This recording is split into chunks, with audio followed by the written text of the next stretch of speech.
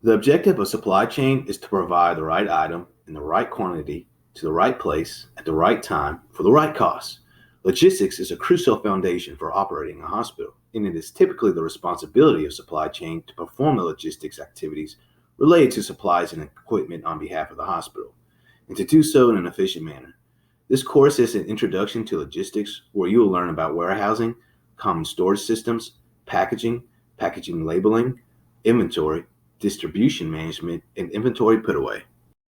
This video is presented by Trident Edge Consulting, where it is our mission to provide thoughtful instruction, tips, and guidance on healthcare supply chain topics to passionate supply chain professionals just like you. There are many ways of storing medical supplies for a hospital. These include a vendor distribution center, an on site storeroom or warehouse, an OR case cart room, periodic automatic replenishment locations, also called PAR locations, and supply closets and cabinets. All hospitals incorporate a variety of these types of storage systems. Warehousing is the process of storing physical inventory for distribution. Medical facilities stock a lot of different types of supplies, from medications and surgical kits to diagnostic tools, linens, protective equipment, and personal care supplies. In a hospital setting, the warehouse is the biggest type of storage system to house supplies. Storage occurs in all departments of a hospital. The supply chain or materials management department naturally stores supplies in various locations, but supply chain also typically manages products in other key clinical departments, such as the surgical services department, sterile processing, the cath lab, clinical labs, and the medical surgical units. Of course, each hospital has their own operating model, and your supervisor can provide more information about how your organization operates. Regardless of which locations are managed by the materials management department, the types of storage system used will probably vary from department to department. There are multiple types of storage shelving used in a hospital. The different types of shelving are static, mobile, pallet racking, multi-tier racking, mezzanine flooring, and wire partitions. Also, each type of storage system can be set up as open or closed shelving. The open shelving concept allows for objects located on a shelf to be easily grabbed without any type of security protocol. Alternatively, closed cabinet shelving requires a code or biometric scanning to access the supplies. There are benefits to both types of shelving depending on the requirements for the different types of supplies being housed.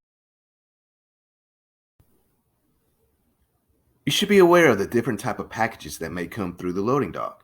Some packages may come packaged in styrofoam boxes, which typically means they must be refrigerated. Some items may come in cardboard boxes and mixed supply. These will need to be opened and sorted appropriately. Most cardboard boxes that come through the dock will be for one item that's ordered in mass quantities. Items may also come individually boxed. Corrugated cardboard used for outer boxes can contain dust and sometimes even insects, and therefore, hospitals have strict guidelines about which storage areas allow cardboard. As a result, your position may require you to unbox new supplies from the outer corrugated boxes before taking the supplies to the storage area. Consult with your supervisor about the specific guidelines and policies at your organization. Never overlook package labeling. Symbols on packages help identify how to properly handle the package.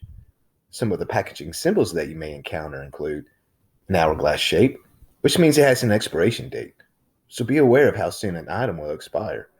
An umbrella, which represents that the package can be easily damaged by water. A broken or unbroken glass, which means the item inside is fragile. A picture of a knife means do not use a blade or sharp object to open the package. An arrow pointing upwards, which indicates how to pick up and carry a package. A sterile symbol indicates that the packaging is designed to keep bacteria and other microorganisms away from the contents of the package. This is essential to clinical and surgical services for providing uncontaminated medical supplies to patients. Be careful not to open or puncture sterile items. The lot is an identification number assigned to a particular quantity or group of products from a single manufacturer. Lot numbers enable manufacturers, distributors, or hospitals to perform quality control checks and issue corrections on recalled products. The white factory symbol identifies the date when a product was manufactured. The black factory symbol identifies the manufacturer's name and address. If you see a symbol that you do not understand, you should ask so that you aren't overlooking important information. Another important packaging symbol you should be aware of are the different types of latex-free symbols. A latex allergy is common among patients and the clinical staff and should be acknowledged by the material handling staff. Inventory management in healthcare is the workflow responsible for keeping track of the hospital's inventory, purchases, orders, physical inventory, and more. Typically, items found in inventory will be used directly or indirectly for patient care, which range from dressings to surgical procedures and lab tests. Commodity supplies are also a big portion of inventory. These include medical, surgical, lab, radiology, and office supplies. Inventory is a key foundation for supply chain and is one of the biggest assets for a hospital and should be monitored properly. Distribution management is the process of overseeing products delivered from supplier to the hospital and finally the end user. The overall goal is to deliver the right product to the right place at the right time with minimal handling. Properly managing the different components of distribution include ordering, picking, pickup, receiving, and delivery of goods.